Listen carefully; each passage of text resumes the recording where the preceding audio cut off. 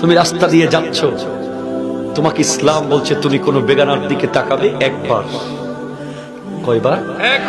আমার নবী বলেছেন রাস্তার তিনটা হক আছে, তার মধ্যে 1 নম্বর হক হলো গাদ্দুল বাসার, চোখকে নিচু করা। জোরে কর না, কি করা? নিচু করা।